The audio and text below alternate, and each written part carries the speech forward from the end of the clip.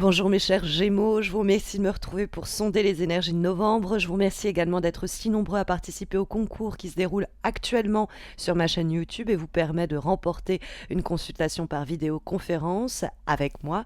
Et d'ailleurs encore temps de participer, donc n'hésitez pas à vous abonner à ma chaîne YouTube pour être éventuellement tiré au sort et remporter votre séance privée en direct avec moi. Vous trouverez sur ma page d'accueil YouTube une vidéo qui vous explique les modalités du concours qui se termine le 31. Et puis sinon, retrouvez-moi sur Facebook et Instagram où je vous offre comme chaque mois un tirage en croix personnalisé. D'ailleurs, à ce propos, une information importante. Je viens tout juste de lancer ce que je nomme une guidance quotidienne sur Facebook et Instagram. C'est un rendez-vous matinal, dirons-nous, qui va me permettre d'être un petit peu plus près de vous chaque jour. Donc c'est une raison de plus pour se retrouver sur Instagram ou Facebook. Et puis sur une autre note, je tenais plus simplement à vous remercier pour tous vos petits messages, vos commentaires, vos attentions qui me touchent beaucoup et qui me boostent pour continuer à faire ce que je fais ici depuis bientôt 6 ans et même faire plus que ce que je fais à présent. Donc n'hésitez vraiment pas à me laisser un commentaire ou à simplement liker si vous êtes plus timide. Ça fait du bien de vous lire chaque mois et de voir que ce que je fais a un écho. Voilà pour la parenthèse. On va se recentrer autour de ce mois de novembre avec un décor mais aussi des cartes dédiées à cette période si particulière de la Toussaint, de sa main. J'espère que l'attention vous plaira. Et on va se recentrer donc autour de ces premières énergies et de la première énergie que nous avons pour ce mois de novembre qui est la lame du jugement. Cette carte du jugement, elle apparaît dans les éléments positifs, mes chers Gémeaux. Donc elle va favoriser des situations, elle va aider en termes d'attitude ou d'action votre mois de novembre. Ça peut être aussi des événements qui surgissent et qui vont avoir un résultat heureux pour les semaines à venir. Alors, la carte du jugement, ça peut nous parler de quelque chose, ou quelqu'un d'ailleurs, du passé qui revient, et dans ce cas-là, pour votre plus grand bonheur.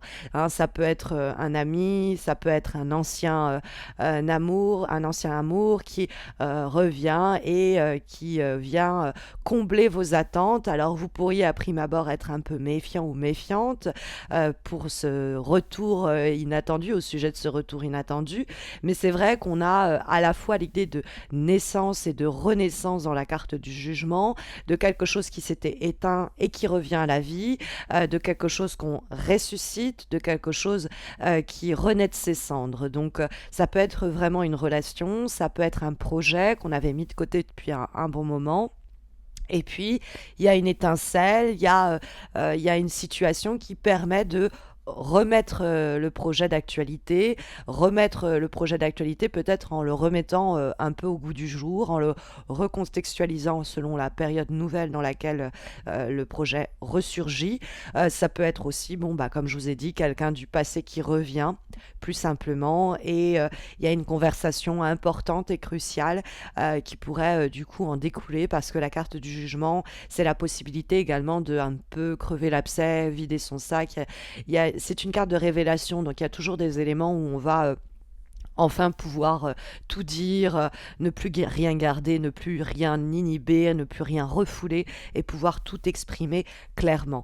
Donc ça peut être une réconciliation qui va être possible, en tout cas à portée de main au mois de novembre, et qui va passer par une phase d'évaluation, de discussion claire, peut-être sur un plan plus personnel si c'est nous qui souhaitons redémarrer quelque chose, un projet, une idée, une relation, une situation, où on aimerait accéder peut-être à une réconciliation. Il y a d'abord le besoin de jauger et juger les choses, d'évaluer et ensuite de passer à la phase de renaissance, à la phase de résurrection ou à la phase plus simplement de réconciliation. Parce que la carte du jugement, c'est aussi les périodes où on va être porté par certaines convictions. Il y a ce message qui vient du ciel un peu et qui nous dit « Ok, c'est ça que je dois faire là, maintenant, c'est ce qui est important ». Et donc c'est l'idée comme de trouver une clé qu'on avait perdue, ou plutôt de retrouver d'ailleurs cette clé-là, et de ressentir au plus profond de soi qu'on doit suivre cet instinct, qu'on doit suivre cette envie, qu'on doit suivre ce désir, parce que c'est Une période d'ouverture qui peut être l'idée de se réinventer. La carte du jugement, ça peut être la découverte d'une nouvelle vocation et qui nous permet de nous-mêmes renaître, c'est-à-dire revenir à la vie dans un cadre professionnel, dans un cadre personnel différent de celui qui était jusque-là le nôtre, et c'est pour le mieux. Alors, on va trouver en plus cette idée de nouveaux projets, de nouvelles idées en termes de vibration, on le verra. Mais il y a également l'idée de quelque chose qui s'achève, qui se termine, qu'on vient mener à sa fin et peut-être même dans une grande fatigue, puisque on va trouver cette fois-ci, eh bien, dans les obstacles, la carte du 9 de bâton. Cette carte du 9 de bâton, localisée où elle se trouve, va nous renseigner sur les obstacles, les difficultés, les contretemps, ou plus simplement les actions et les agissements à éviter au cours des prochaines semaines. Et la carte du 9 de bâton va souvent nous décrire une grande fatigue. On est un peu à fleur de peau parce que c'est souvent une situation qui nous a demandé beaucoup d'efforts. Et quand on a un 9 de bâton, ça nous dit que ça fait longtemps que l'on fournit ces efforts. Ça nous dit que ça fait un bout de temps que on est en train de serrer les dents et de tenir bon. Et donc, il y a une vraie fatigue que l'on peut sentir. Il y a même des fois l'idée d'un épuisement. Donc faites attention au cours du mois de novembre, mes chers Gémeaux, parce que on sent que c'est une période très active. On a la vibration, mais également la direction des choses qui remue un peu tout cela. On a une très belle carte avec le jugement, mais on va dire que le prix à payer ou le danger dans la situation en question, c'est de complètement vous mettre à plat. C'est une carte qui nous met en garde contre eh bien, l'idée de burn-out, c'est-à-dire qu'il y a une telle saturation, on se pousse tellement au niveau des limites que l'on a sur le plan de la fatigue, sur le plan du corps, sur le plan de l'esprit. On est tout le temps en train de se pousser à bout. Donc il faut faire attention parce que on peut soi-même se mener un peu comme au bord de la crise de nerfs.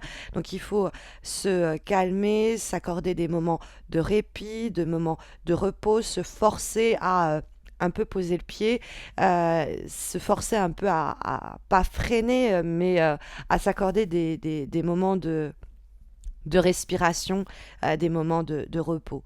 Le 9 de bâton, en étant aussi dans les obstacles, nous dit parce que faites attention, vous pourriez être un petit peu soit sur la défensive, soit un petit peu le moindre truc hypersensible, donc le moindre truc qui vous montez sur vos grands chevaux, comme on dit, tout de suite vous vous dressez, vous supportez mal telle réflexion, donc vous pourriez être oui, vraiment à fleur de peau.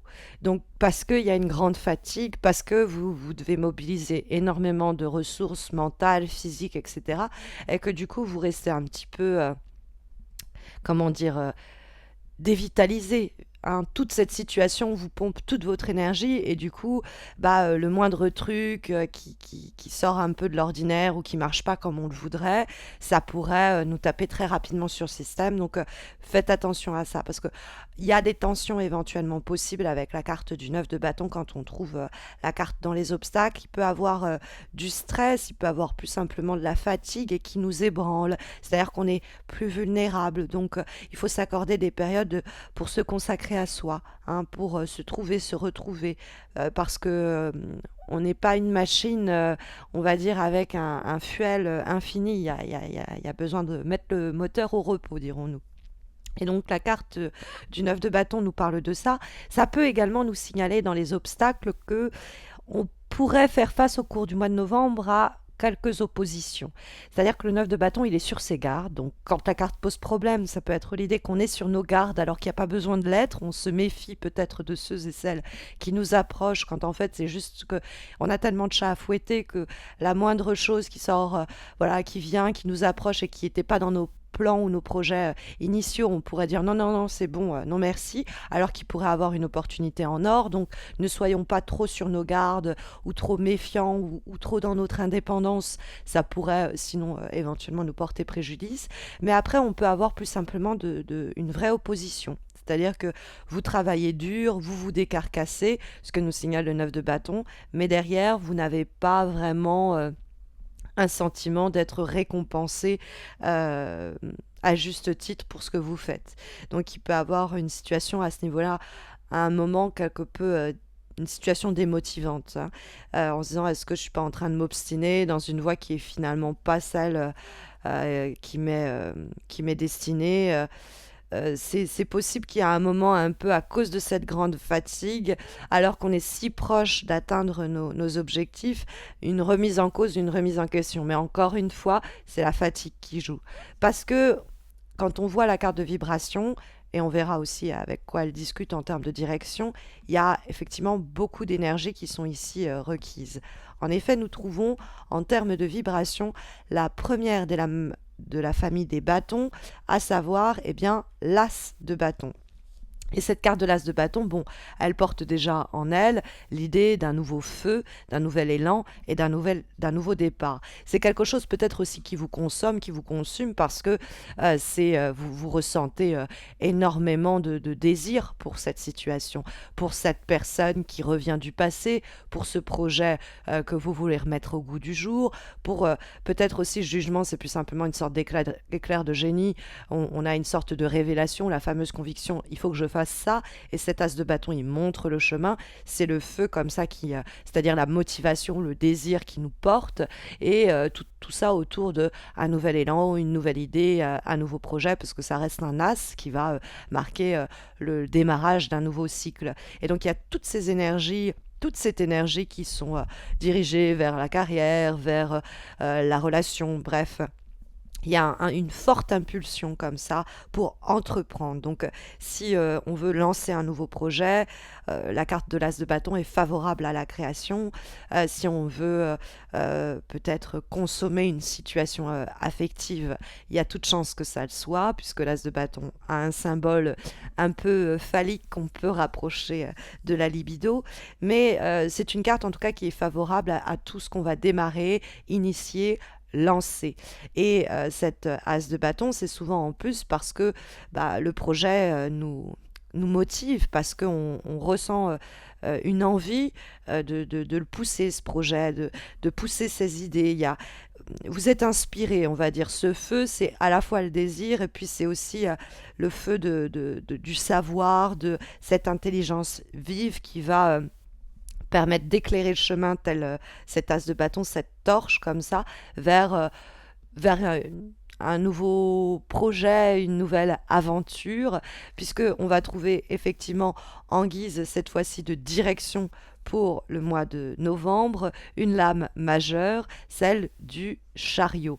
Alors, il faut savoir que la carte du chariot, elle va elle aussi être en train de mobiliser beaucoup d'énergie, hein. Elle est quand même, je dirais pas qu'elle est chronophage, mais en tout cas, elle demande beaucoup d'énergie, cette carte du chariot, et l'as de bâton aussi, alors que le 9 de bâton nous disait qu'on est un peu sur les rotules. C'est pour ça qu'on a peut-être ce message-là de prendre soin de soi et de faire attention à ce propos. Mais voilà, la carte du chariot, si vous voulez, il y a l'élan de l'as de bâton. Donc d'ailleurs, comme il est en vibration, c'est possible que c'est un projet qui est déjà en place en octobre, et en novembre, il prend vraiment, il ouvre ses ailes par exemple, hein. Et la carte du chariot, ça nous dit que tout s'accélère, il y a de la rapidité, il y a du mouvement, on a complètement maîtrisé ce nouveau départ, ce nouvel élan, ce nouveau projet, et on lui a donné de l'ampleur, on lui a donné de la vitesse, hein. Il gagne comme ça de la vitesse au fur et à mesure que le mois progresse. Parce que la carte du chariot, ça fonce à toute allure, hein, comme cet aigle sur la carte, il y a cette idée de quelque chose qui avance vite. Donc ça peut être de nouvelles émotions qui avancent super vite, c'est effectivement possible. Mais ça peut être plus simplement l'idée que l'engouement que nous avons pour ce projet qu'on trouvait dans l'as de bâton est un sacré moteur pour faire avancer une situation, parce que on se donne les moyens avec la carte du chariot. On gère avec une grande indépendance, une grande autonomie. On a retenu pas mal de leçons éventuellement de situations passées, et on évite comme ça, on slalome entre les obstacles, et on va encore plus vite que par exemple le mois passé ou que les semaines précédentes. À savoir que la carte du chariot va favoriser tous les domaines liés au travail. Donc ça peut être une expansion qui se lit sur le plan professionnel, avec une force de travail qui vous permet des résultats, alors une avancée rapide, mais des résultats qui le sont tout autant. Ça peut quelquefois aussi nous parler d'un déplacement, mais alors je dirais peut-être pas d'un voyage, mais l'idée qu'on bouge, on se met en mouvement beaucoup pour faire bouger les choses et tout fonce, tout glisse, tout prend de la vitesse et de l'élan. Donc il y a beaucoup à accomplir au cours du mois de novembre, tout en respectant notre santé physique, morale et mentale. Comme avant-dernière énergie, mes chers Gémeaux, pour ce mois de novembre, nous avons une lame issue d'un oracle que j'affectionne, que je suis contente de vous faire découvrir en plus à cette période propice de l'année, à savoir celui de Gulliver l'aventurière, et nous avons l'oracle des runes avec la carte Ehwaz, qui va marquer le début à la fois d'un nouveau cycle, tout en indiquant la fin du cycle précédent. Et ça, on va le trouver avec la carte du jugement sur l'idée de quelque chose qui renaît, avec aussi la carte de l'as de bâton, avec quelque chose qui naît. Et on est plus dans l'idée de naissance, d'ailleurs, que dans l'idée d'un cycle qui se termine. Mais en tout cas, Ehwaz nous parle de laisser peut-être quelque chose derrière nous pour mieux se maîtriser, pour mieux avancer. On pourrait, si vous voulez, s'alléger de certains poids et laisser mourir ce qui n'est plus nécessaire. Ça peut être des habitudes, ça peut être des relations. Et qu'on continuait à conserver par habitude et dont on va au cours de ce mois de novembre pouvoir se délivrer. Et de cette situation, eh bien, on va pouvoir voir ressurgir, rejaillir des bases plus riches, plus saines pour ce nouveau cycle, ce nouveau projet que l'As de bâton nous signalait. Alors, il peut y avoir quelques délais, il peut y avoir quelques retards, mais c'est une étape par laquelle on doit passer pour purger, nettoyer la voie et permettre la fameuse croissance que la carte Ehwaz prédit. Comme dernière énergie, pour ce mois de décembre, j'ai aussi choisi un oracle à propos, celui dessiné et pensé par Marion B, à savoir l'oracle des ombres, et nous avons la carte du présent.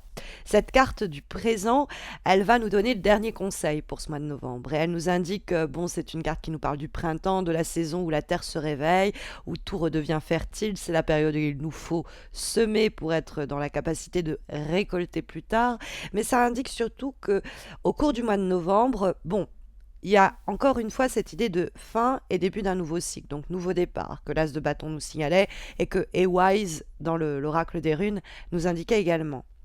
Mais ça incarne aussi l'idée d'une vie satisfaisante grâce à une prise de conscience. Et là, on revient à la carte du jugement elle accompagne la carte du présent, cette idée de prise de conscience, par des résultats concrets assez immédiats. On est dans l'action immédiate avec la carte du présent. C'est on prend un rôle actif et on fait bouger les choses en notre faveur. Donc on est responsable nous-mêmes du mouvement, de la rapidité, de la vitesse que la situation prend pour avancer. Donc voilà si les énergies, en tout cas sondées par les lames de ce tarot, de ce tirage, de ce tarot et de ces oracles pour, mes chers Gémeaux, votre mois de novembre, en espérant que ça saura vous guider au cours des prochaines semaines. Mais vous le savez, si vous avez besoin d'un tirage en croix personnalisé comme celui-ci, mais réalisé donc par mes soins à propos de votre problématique, n'hésitez pas à me retrouver sur Instagram et Facebook, ou d'ailleurs, vous le savez maintenant, j'organise également des guidances quotidiennes pour vous permettre, pour me permettre de vous accompagner un petit peu plus tous les jours. Je vous retrouve cette fois-ci avant les horoscopes de décembre pour une guidance spéciale Halloween. Vous verrez, je vous concocte une petite surprise pour le 31 et j'espère vous retrouver donc à cette période-là. D'ici là, prenez bien soin de vous, mes chers Gémeaux.